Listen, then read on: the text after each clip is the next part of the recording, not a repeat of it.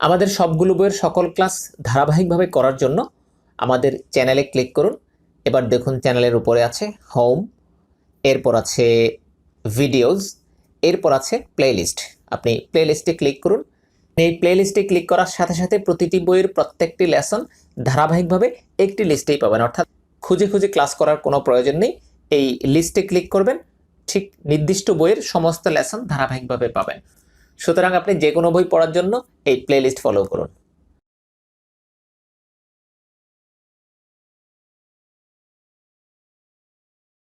Mamun's care, essential English, present simple, active action, assertive sentences. সম্মানিত পাঠক, এই পৃষ্ঠায় আমাদের 3টি টেবিল দেয়া আছে। উপরের টেবিলে দেয়া আছে সফটওয়্যার, মাঝখানে বড় টেবিলটিতে আছে সেন্টেন্স, এক পাশে 15টা বাক্য দেয়া আছে আর আরেক পাশে অর্থাৎ ডান পাশে এই বাক্যগুলোর জন্য প্রয়োজনীয় ইংলিশ ওয়ার্ডস দিয়ে দেওয়া আছে। আর নিচে ছোট একটা বক্স, এই বক্সে দেয়া আছে টার্গেট। তো এই পৃষ্ঠার সেন্টেন্স সবগুলো হচ্ছে অ্যাক্টিভ অ্যাকশন। আমরা জানি অ্যাক্টিভ অ্যাকশন হচ্ছে এমন বাক্য যে বাক্যে কাজ থাকে এবং সাথে সাথে কর্তাও উল্লেখ থাকে, অর্থাৎ কাজ এবং কর্তা থাকলেই আমরা তাকে অ্যাক্টিভ অ্যাকশন বলে থাকি। অ্যাক্টিভ অ্যাকশন সেন্টেন্সের উপাদান হচ্ছে একটা উপাদান কর্তা, আর একটা উপাদান হচ্ছে কাজ, আর একটা উপাদান হচ্ছে অবজেক্ট, অর্থাৎ ডুয়ার মানে কর্তা আর ডুইং মানে হচ্ছে কাজ আর অবজেক্ট। এই তিনটার মধ্যে বেসিক দুটো উপাদান হচ্ছে কর্তা এবং কাজ, অর্থাৎ ডুয়ার এবং ডুইং। এই দুটো বাক্যে থাকবেই, এগুলো হচ্ছে বাক্যের মূল উপাদান। আর অবজেক্ট কোনো বাক্যে থাকতেও পারে নাও থাকতে পারে। যেমন আমরা যদি সফটওয়্যারের যেই বাক্যটা আছে সেটা দেখি, আই রাইট আ স্টোরি। এখানে আই হচ্ছে কর্তা বা ডুয়ার, আর রাইট হচ্ছে কাজ, আর আ স্টোরি হচ্ছে অবজেক্ট। ডু থেকে ডুয়ার, ডু মানে কিছু করা, এই ডু থেকে ডুয়ার। যেমন রাইট মানে লেখা, আর যে লেখে সে হচ্ছে রাইটার। ঠিক একইভাবে প্লে মানে খেলা, আর যিনি খেলেন তিনি হচ্ছেন প্লেয়ার। সুতরাং আমরা এখানে ডু থেকে ডুয়ার ব্যবহার করলাম কর্তা অর্থের জন্য। আমরা সাবজেক্ট কথাটাকে একেবারে কমনলি কর্তা হিসেবে নিতে পারি না, এ কারণে আমরা নন অ্যাকশনে সেটা কিছুটা আলোচনা করেছিলাম। কারণ বাংলায় কর্তা বলতে কিছু করা বোঝায়, যিনি কিছু করেন তাকে বোঝায়। তো যদি নন অ্যাকশনের সেন্টেন্সে সাবজেক্টকে আমরা কর্তা বলি, সেক্ষেত্রে নন অ্যাকশনের সেন্টেন্সের যেহেতু কাজ থাকে না সেন্টেন্সে, সেখানে কর্তা হয় না। যেমন বাড়িতে সুন্দর, এখানে বাড়িটা সাবজেক্ট কিন্তু বাড়ির কোনো কাজ নেই, সুতরাং এটাকে কর্তা বলা যায় না। সেহেতু আমরা কর্তা এবং সাবজেক্ট এই দুটোকে আলাদাভাবে বিবেচনা করছি। সাবজেক্ট কখনো কর্তা হতে পারে, যেমন অ্যাক্টিভ অ্যাকশনের subject I write a story, এটা এখানে আই সাবজেক্ট এবং কর্তা, এটাই বাক্যের মূল বিষয় এবং আইয়ের কিছু কাজ আছে। কাজ থাকার কারণে এটাকে কর্তাও বলতে পারি, আবার এটা বাক্যের মূল বিষয় সাবজেক্ট।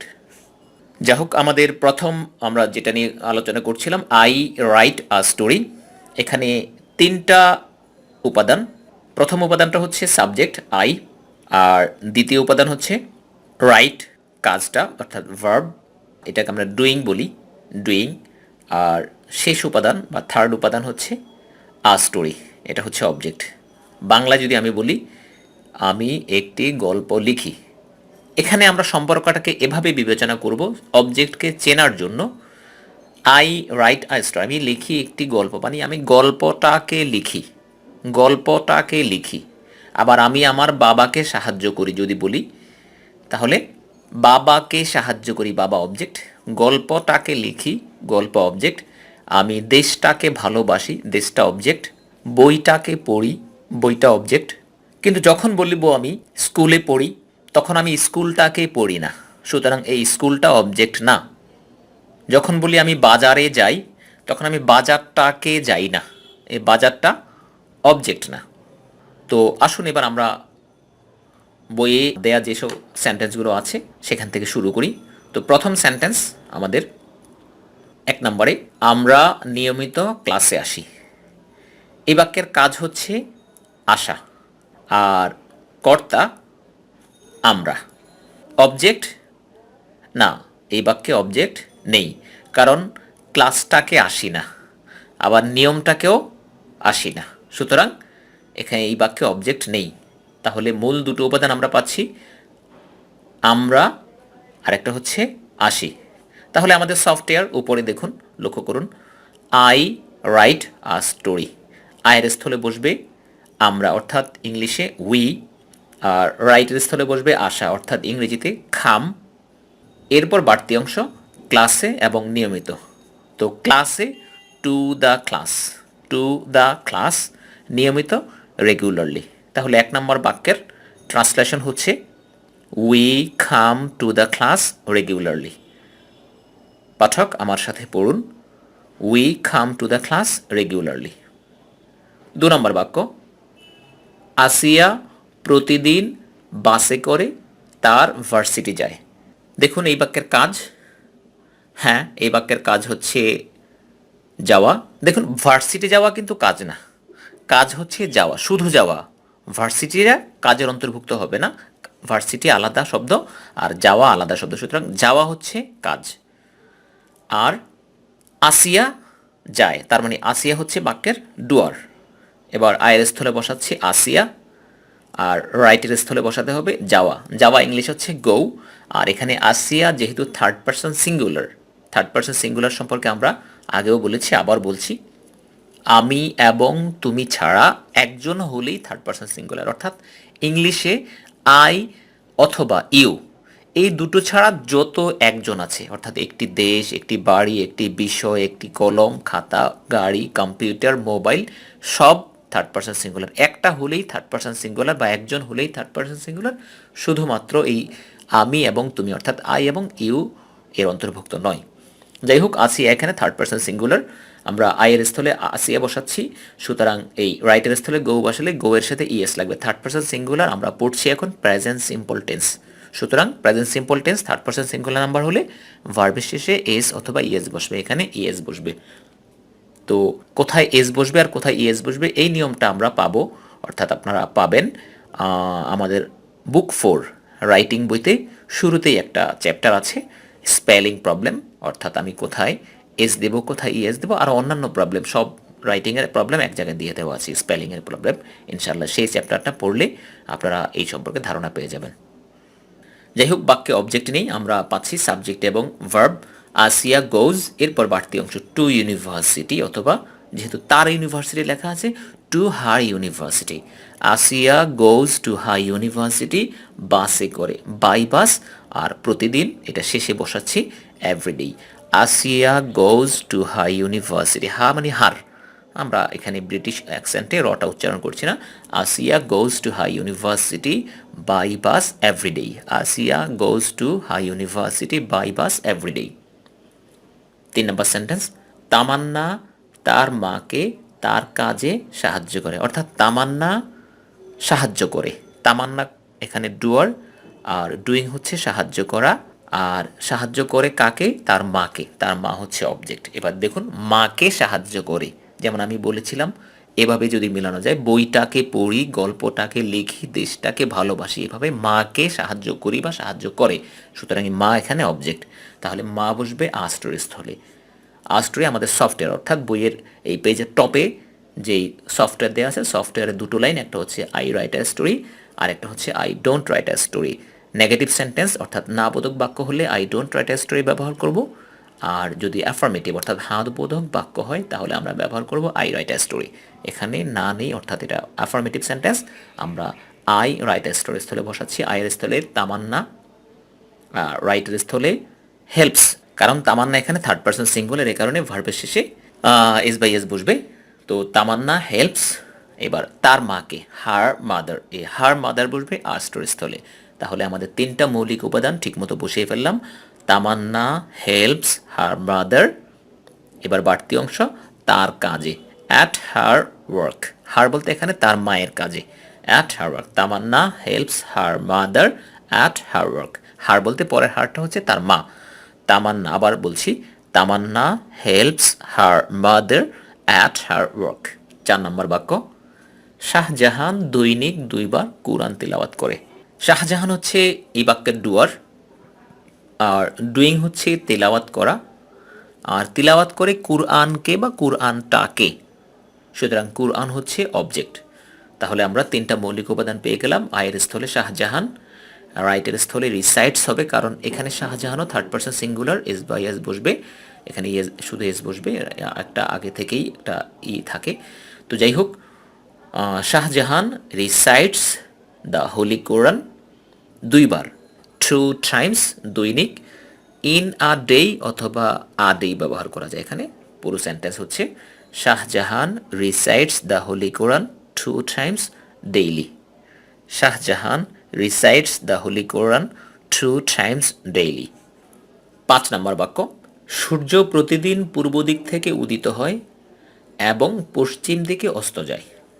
এই বাক্যে দুটো কাজ, একটা হচ্ছে উদিত হওয়া আর একটা হচ্ছে অস্ত যাওয়া, তবে কর্তা একটাই, অর্থাৎ সূর্য। সূর্য হচ্ছে ডুয়ার, আর ডুইং দুটো, অস্ত যাওয়া এবং উদিত হওয়া। তো আমরা এই দুটো কাজ পাশাপাশি বসাবো। এবার আয়ের স্থলে বসাচ্ছি দ্য সান, আর রাইটের স্থলে বসাচ্ছি প্রথমে উদিত হওয়া, রাইজেস। দ্য সান রাইজেস কোন দিক থেকে উদিত হয়? পূর্ব দিক থেকে, ইন দ্য ইস্ট একসাথে বসিয়ে দিলাম। The sun rises, the sun rises in the east. এবার বাকি থাকলো পশ্চিম দিকে অস্ত যাওয়া, এবং এখানে অ্যান্ড আছে, আমরা দিলাম অ্যান্ড। এরপর অস্ত যাওয়া হচ্ছে সেট, যেহেতু সূর্য একটা থার্ড পারসন সিঙ্গুলার, রাইজের সাথে যেভাবে রাইজেস হয়েছে, সেটের সাথেও সেটস। এবার কোন দিকে যায়? টু দ্য ওয়েস্ট, পশ্চিম দিকে। তাহলে পুরো সেন্টেন্স, সূর্য পূর্ব দিক থেকে উদিত হয় এবং পশ্চিম দিকে অস্ত যায়। The sun rises in the east and sets to the West. এবার আরেকটু বাকি থাকলো, সেটা হচ্ছে প্রতিদিন। এবার প্রতিদিন কথাটাকে কি শুরুতে বসাবো না শেষে বসাবো? দেখুন এখানে এই বাক্যে প্রতিদিন কথাটাকে, প্রতিদিন অংশটাকে শেষে বসালে সেন্টেন্সটা একটু অসুন্দর হয়ে যায়, এই জন্য আমরা একেবারে শুরুতে বসিয়ে দিচ্ছি এভরিডে। এরপর the sun rises in the east and sets to the west. আবার বলছি, everyday the sun rises in the east and sets to the west. Number 6, মুসলমানরা প্রত্যহ 5 ওয়াক্ত সালাত আদায় করে। এই বাক্যে আদায় করা হচ্ছে কাজ। দেখুন, সালাত আদায় করা কিন্তু কাজ না, কাজ হচ্ছে আদায় করা। অনেকের কাছে এরকম মনে হতে পারে পুরোটা নিয়ে কাজ বলে থেকে। আমরা সরাসরি ক্লাসে যখন জিজ্ঞেস করি কাজ কি, সবাই সমস্যারে বা অনেকেই মাঝখান থেকে বলে ফেলে যে সালাত আদায় করা, কিন্তু আসলে কাজ সালাত আদায় করা না, কাজ হচ্ছে আদায় করা। সুতরাং আর আদায় করার ডুয়ার হচ্ছে মুসলমানরা। সুতরাং আমরা বসাচ্ছি আয়ের স্থলে মুসলমানরা, দ্য মুসলিমস, প্লুরাল হবে দ্য মুসলিমস। এবার রাইটের স্থলে আদায় করার ইংলিশ হচ্ছে পারফর্ম, আর এখানে যেহেতু এটা প্লুরাল, এস বাই এস বসবে না। The Muslims perform, the Muslims perform. মুসলিমের সাথে এস প্লুরাল হবে, মুসলিম প্লুরাল হবে, কিন্তু ভার্বের সাথে এস বসবে না। আমরা একটু এই বিষয়ে সতর্ক থাকতে হবে। যখন সাবজেক্ট প্লুরাল, তখন ভার্বের শেষে এস বসবে না, শুধু সাবজেক্টের সাথে এস বসবে। আচ্ছা, যাই হোক, দ্য মুসলিমস পারফর্ম। এবার কি আদায় করে? সালাতকে, অর্থাৎ সালাত হচ্ছে অবজেক্ট, এটা বসবে আস্টের স্থলে। দ্য মুসলিমস পারফর্ম সালাত। এবার বাড়তি অংশ 5 টাইমস এভরিডে। এবার এভরিডেকে আমরা চাইলে শুরুতে দিতে পারি, এভরিডে দ্য মুসলিমস পারফর্ম সালাত 5 টাইমস, অথবা আবার এভরিডেকে শেষেও নিতে পারি, দ্য মুসলিমস পারফর্ম সালাত 5 টাইমস এভরিডে। এভাবে ব্যবহার করা যাবে। 7 নম্বর বাক্য, একজন সত্যিকার মুসলমান মিথ্যা বলে না। দেখুন এখানে কাজ হচ্ছে বলা, আর কর্তা হচ্ছে একজন সত্যিকার মুসলমান, অর্থাৎ ইংলিশ হচ্ছে আ ট্রু মুসলিম, আ ট্রু মুসলিম। এবার বলে না, বলে না অর্থাৎ না আছে, সুতরাং এটা নেগেটিভ বাক্য, না বোধক অর্থাৎ নেগেটিভ সেন্টেন্স। আমরা এবার আমাদের সফটওয়্যার হবে I don't write a story, অর্থাৎ আয়ের স্থলে বসাবো একজন সত্যিকার মুসলমান, আ ট্রু মুসলিম। আর যেহেতু একজন এখানে থার্ড পারসন সিঙ্গুলার, ডোন্টের স্থলে হয়ে যাবে ডাজন্ট, অর্থাৎ ডোন্টের স্থলে বসাবো ডাজন্ট। আয়ের স্থলে আ ট্রু মুসলিম, ডোন্টের স্থলে ডাজন্ট। এবার রাইটের স্থলে টেল। টেল মানে বলা, আর কি বলে না? মিথ্যা। মিথ্যা মানে হচ্ছে মিথ্যার ইংলিশ লাই। সুতরাং পুরো বাক্য, আ true Muslim doesn't tell a lie. এবার সেন্টেন্সটা আবার বলি, আ true Muslim doesn't tell a lie. এবার একটা বিষয় বলি, এখানে আপনার কাছে মনে হতে পারে সেই মানেও তো বলা, আবার স্পিক মানেও কথা বলা, কিন্তু এখানে না। এখানে মিথ্যার সাথে একটা প্রচলিত ধারা আছে। প্রচলিত নিয়ম হচ্ছে, ইংলিশরা যখন মিথ্যার বিষয় বলে তখন এখানে টেল ব্যবহার করে, মিথ্যার সাথে টেল ব্যবহার করে। আর সত্যের সাথে যখন সত্য বিষয় হয় সেখানে স্পিক ব্যবহার করে, অর্থাৎ স্পিক দ্য ট্রুথ। ট্রুথ মানে সত্য, স্পিক দ্য ট্রুথ। আর লাই মানে মিথ্যা, টেল আ লাই বা লাই, দ্য লাই। তো স্পিক ট্রুথ, স্পিকের সাথে ট্রুথের সম্পর্ক, আর টেলের সাথে লাইয়ের সম্পর্ক, এই জন্য আমরা এখানে টেল ব্যবহার করছি। সুতরাং পুরো সেন্টেন্সটা আবার বলছি, একজন সত্যিকার মুসলমান মিথ্যা বলে না। A true Muslim doesn't tell a lie. A true Muslim doesn't tell a lie. এবার ৮ নম্বর বাক্য, কোকিল শীতকালে গান গায় না, ইহা গান গায় বসন্তে। এই বাক্যের দুটো আলাদা অংশ। একটা হচ্ছে কোকিল শীতকালে গান গায়, এই অংশটা হচ্ছে নাবোধক অর্থাৎ নেগেটিভ সেন্টেন্স।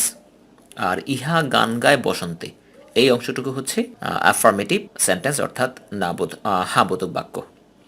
তো এখানে আমরা দুটো সফটওয়্যার ব্যবহার করতে হবে, মানে যেই অংশটুকু অ্যাফার্মেটিভ সেই অংশের জন্য অ্যাফার্মেটিভ সফটওয়্যার অর্থাৎ প্রথম লাইনটা, আর যেই অংশটুকু নেগেটিভ সেটার জন্য নেগেটিভ সফটওয়্যার অর্থাৎ দ্বিতীয় লাইনটা। তো আমাদের প্রথম অংশ হচ্ছে নেগেটিভ, সুতরাং আমরা ব্যবহার করব I don't write a story. এবার কাজ হচ্ছে গাওয়া, কর্তা হচ্ছে কোকিল, সুতরাং আয়ের স্থলে বসবে কোকিল।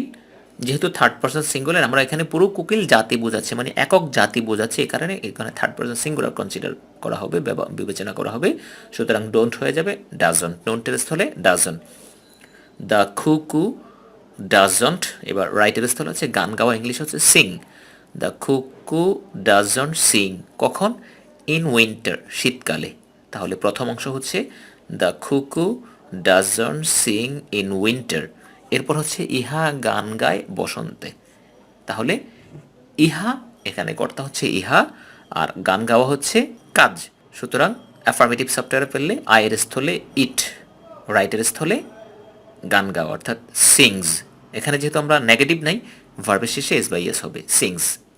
আর যদি নেগেটিভ হতো তাহলে ওই যে এসটা চলে যেত, ডু অর্থাৎ ডু এর সাথে ইএস বসে ডাজ হয়ে যেত। আমাদের পুরো সেন্টেন্স দাঁড়াচ্ছে, the cuckoo doesn't sing in winter, it sings, comma হবে ইংলিশেও ব্যবহারে লেখার সময়, it sings in the spring. তাহলে পুরো বাক্য, the cuckoo doesn't sing in winter, it sings in the spring. এরপরের বাক্য, এ ব্যাপারে সে তোমাতে আস্থা রাখে না। এই বাক্যের কাজ হচ্ছে আস্থা রাখা অর্থাৎ বিশ্বাস করা, বিশ্বাস রাখা। আর বাক্যের ডুয়ার বা কর্তা হচ্ছে সে, অর্থাৎ বিশ্বাস করা কাজ, আর সে হচ্ছে কর্তা। তাহলে আমরা বসিয়ে দিচ্ছি আয়ের স্থলে সে, হি। আর আস্থা রাখে না নেগেটিভ যেহেতু, তাহলে ডোন্টের স্থলে ডাজন্ট হবে, সে থার্ড পারসন সিঙ্গুলার হওয়ার কারণে ডোন্টের স্থলে ডাজন্ট হবে। হি ডাজন, বিশ্বাস রাখা হচ্ছে ট্রাস্ট, হি ডাজন্ট ট্রাস্ট তোমাতে। যদি আমরা প্রিপোজিশন ব্যবহার করি তাহলে এটা অবজেক্ট হিসেবে থাকবে না, এটা বাড়তি হয়ে যাবে, অবজেক্টিভ প্রিপোজিশন হয়ে যাবে, এভাবে ব্যবহার করতে পারি সেটা। He doesn't trust on you about this matter. এই ব্যাপারে ইংলিশ হচ্ছে অ্যাবাউট দিস ম্যাটার, এটা শেষে বসবে। He doesn't trust on you about this matter, অথবা he doesn't trust you about this matter. On ব্যবহার করলাম না, যদি অন ব্যবহার না করি তখন ইউটা অবজেক্ট, অর্থাৎ সরাসরি এই তোমাকে হয়ে যাবে, বাংলা অর্থটা হয়ে যাবে তোমাকে। আর তোমাতে, এই কারণে আমরা অন দেওয়াটাই ভালো ট্রান্সলেশন আক্ষরিক অর্থে। তো পুরো সেন্টেন্স হচ্ছে, he doesn't trust on you about this matter. আর যদি অন না দিই তাহলে ইউটাকে অবজেক্ট ধরে হবে, he doesn't trust you about this matter, he doesn't trust you about this matter. তবে সাধারণত ট্রাস্টের পরে এই অন ব্যবহৃত হয়ে থাকে, সুতরাং প্রথম অপশনটাই ভালো, he doesn't trust on you about this matter. 10 নম্বর সেন্টেন্স, জাহানারা কুরআন তিলাওয়াতে ভুল করে না। এই বাক্যের কাজ হচ্ছে ভুল করা, আর কর্তা জাহানারা। এবার জাহানারা একজন, অর্থাৎ থার্ড পারসন সিঙ্গুলার, আর বাক্য হচ্ছে নেগেটিভ, সুতরাং আয়ের স্থলে জাহানারা বসলে ডোন্টের স্থলে ডাজন্ট। জাহানারা ডাজন্ট। এবার রাইটের স্থলে বসাবো মিস্টেক। মিস্টেক শব্দটা এমন শব্দ যেটা নাউন হিসেবেও ব্যবহার করা যায়, আবার ভার্ব হিসেবেও ব্যবহার করা যায়।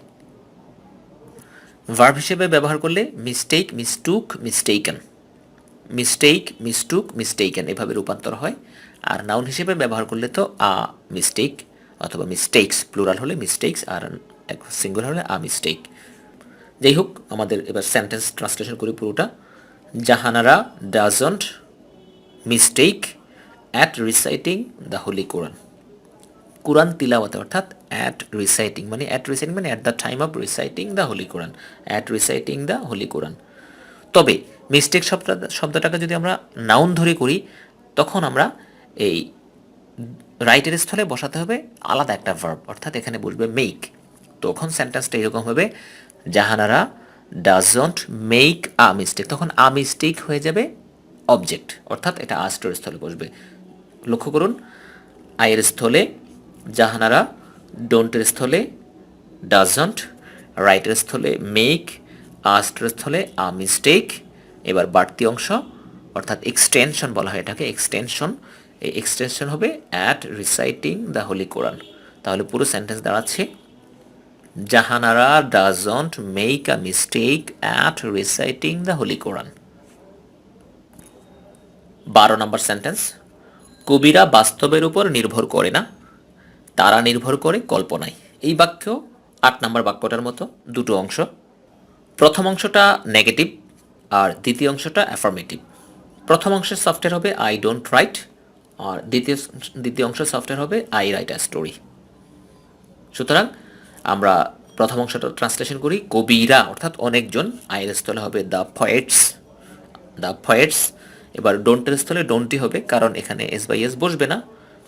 রাইটের স্থলে নির্ভর করা, অর্থাৎ ইংলিশ হচ্ছে ডিপেন্ড। কিসের উপর নির্ভর করে না? বাস্তবের উপর। ডিপেন্ডের পর বসাতে হয় অন, আর বাস্তব হচ্ছে রিয়ালিটি। তাহলে এই অংশটা হচ্ছে the poets don't depend on reality. আবার বলছি, the poets don't depend on reality. এবার কমার পরের অংশ, তারা নির্ভর করে কল্পনায়। এবার আমাদের সফটওয়্যার হচ্ছে আই রাইট আই স্টোরি। আয়ের স্থলে তারা, দেই। রাইটের স্থলে নির্ভর করা, ডিপেন্ড, এস বাই এস হবে না কারণ প্লুরাল। আর কল্পনায় অন ইমাজিনেশন। ইমাজিনেশন মানে কল্পনা। তাহলে পুরো সেন্টেন্স হচ্ছে the poets don't depend on reality, comma, এরপর হবে দে ডিপেন্ড অন ইমাজিনেশন। আবার বলছি, the poets don't depend on reality, they depend on imagination. Number 13, তারা আর এখানে আসে না। বাক্যের ডুয়ার অর্থাৎ কর্তা হচ্ছে তারা, আর ডুইং অর্থাৎ কাজ হচ্ছে আসা। যেহেতু নেগেটিভ বাক্য, বাক্যে ডোন্ট প্রয়োজন আছে, সেহেতু আমরা বসাচ্ছি আয়ের স্থলে দেই, ডোন্টের স্থলে ডোন্ট, রাইটের স্থলে খাম। দেই ডোন্ট খাম এখানে, হিয়ার, আর এটা হবে এনিমোর। এনিমোর মানে আর, আরও। আর যেহেতু আগেই নট আছে, এইটাকে নেগেটিভ করে দিচ্ছি। তাহলে দেই ডোন্ট খাম হিয়ার এনিমোর। আবার বলছি, দেই ডোন্ট খাম হিয়ার এনিমোর। এবার 14 নম্বর বাক্য, রেবা ও কেয়া নাচে না, তারা এটাকে পাপ মনে করে। এটা 12 নম্বর বাক্যের মতোই, দুটো অংশ। প্রথম অংশটা নেগেটিভ, অর্থাৎ সফটওয়্যার হবে আই ডোন্ট রাইট, আয়ের স্থলে হবে রেবা ও কেয়া, দুজন। সুতরাং ডোন্টের স্থলে ডোন্টই থাকবে, অর্থাৎ এস বাই এস হবে না, আর রাইটের স্থলে ডান্ট। তাহলে এই অংশটা হচ্ছে Reba and Keya don't dance. এবার দ্বিতীয় অংশ, তারা এটাকে পাপ মনে করে। তারা হচ্ছে ডুয়ার, অর্থাৎ আয়ের স্থল বসবে, আর মনে করে অর্থাৎ কনসিডার। তারা এটাকে মনে করে, দেই কনসিডার, এটা হচ্ছে অবজেক্ট, এটাকে অর্থাৎ এই বিষয়টাকে। সুতরাং দেই কনসিডার এটা মানে ইট, ইটটা বসবে আস্টের স্থলে। দেই কনসিডার ইট পাপ সিন, এখানে আমরা আরেকটু বাড়াতে পারি অ্যাজ সিন, আর না বাড়ালে সিন। অর্থাৎ পুরো সেন্টেন্সটা এভাবে ব্যবহার করা যাবে। পুরো সেন্টেন্সটা Reba and Keya don't dance, comma দিয়ে এরপর হবে they consider it sin অথবা they consider it as sin। আবার বলছি পুরো সেন্টেন্সটা, Reba and Keya don't dance, they consider it sin। 15 নম্বর বাক্য, আমাদের গ্রামের মানুষগুলো ফসল উৎপাদনের জন্য কঠোর পরিশ্রম করে। দেখুন এই বাক্যের মূল কাজটা খুঁজে বের করুন, অর্থাৎ মূল ভার্ব খুঁজে বের করুন। আমি যখন সরাসরি ক্লাসে এই সেন্টেন্সগুলো ক্লাস নিয়ে থাকি তখন দেখা যায় প্রায় ক্ষেত্রেই স্টুডেন্টরা ভুল করে ফেলে, অর্থাৎ মূল ভার্বটা খুঁজে বের করতে পারে না। এখানে একটা হচ্ছে পরিশ্রম করা আর একটা হচ্ছে উৎপাদনের জন্য। তো কখনো কখনো স্টুডেন্টরা বলে যে উৎপাদনের জন্য, এই উৎপাদন করা হচ্ছে মূল কাজ। আবার কেউ কেউ পরিশ্রম করা কেউ বলে, আসলে কোনটা মূল কাজ আমরা কিভাবে চিনতে পারি? তো এখানে একটা কমন টেকনিক বা কৌশল অবলম্বন করা যায়, সেটা হচ্ছে দেখুন আমাদের এখানে কর্তাটা আমরা কি খুঁজে বের করি। আগে কর্তা হচ্ছে আমাদের গ্রামের মানুষগুলো। এবারে কর্তার সাথে আমি কাজটাকে বসিয়ে দিই। যদি আমি মনে করি যে উৎপাদনের জন্য এটা মূল কাজ, তাহলে আমি বসাচ্ছি আমাদের গ্রামের মানুষগুলো উৎপাদনের জন্য। দেখুন কোনো অর্থ সৃষ্টি করছে না, এখানে কোনো অর্থ হয় না, অর্থাৎ এটা মনের আকাঙ্ক্ষাকে পূর্ণতা দেয় না। এবার যদি বলি আমাদের গ্রামের মানুষগুলো পরিশ্রম করে অথবা কঠোর পরিশ্রম করে, দেখুন এটা কিন্তু আমি একটা সুন্দর অর্থ পেয়ে যাচ্ছি। আমাদের গ্রামের মানুষগুলো পরিশ্রম করে, এটা অর্থ সৃষ্টি করে ফেললো।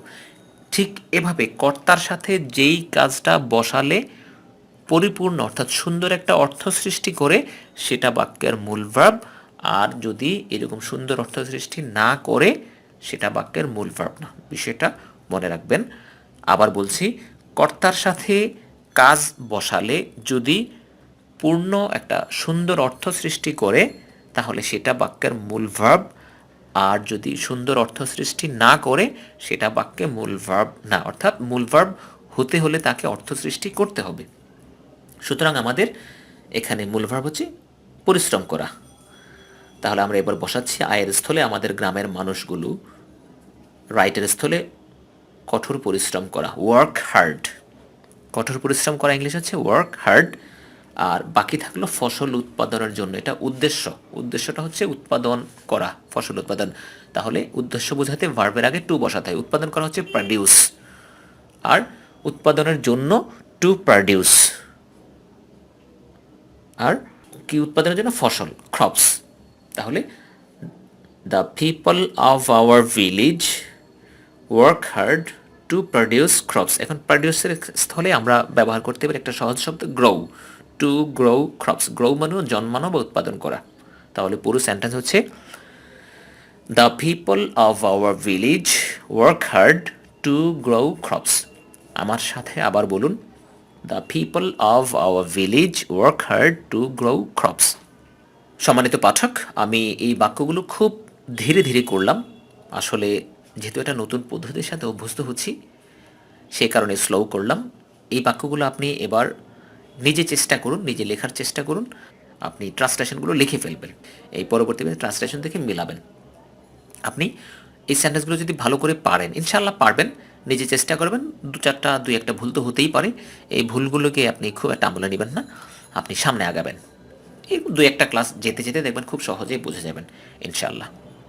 আর সরাসরি আমাদের বইয়ের দেখবেন শুরুতে ক্লাস লেসন বুঝতে অসুবিধা হলে কি করতে হবে একটা গাইডলাইন আছে। সেই গাইডলাইনে আপনি অর্থাৎ সেখানে একটা ফোন নাম্বার আছে, আপনি সরাসরি কোনো প্রবলেম হলে আমার সাথে সরাসরি কথা বলতে পারবেন যে এই পেজ বা এই সেন্টেন্সটা আমি বুঝতে পারিনি, এটা কীভাবে বলবো। এভাবে আপনি নিজে চেষ্টা করে আসলে প্রথমে সর্বোচ্চ চেষ্টা করবেন নিজে সলভ করার জন্য। এরপর কোনো প্রবলেম যে না আমি আসলে মিলাতে পারছি না, প্রয়োজনে অডিওটা দুবার শুনবেন। এখানে দেখুন আধা ঘন্টা সময় একটা রেকর্ড এই পুরো পেজটা করলাম। আসলে এতক্ষণ লাগবে না, আপনি নিজে যখন বুঝে যাবেন এখানে 5-7 মিনিটের বিষয়। তো এখানে স্লো করলাম, ধীরে ধীরে করলাম। এরপর যদি কিছু না বুঝেন অবশ্যই ফোন করে আমার কাছ থেকে সমাধান নেবেন।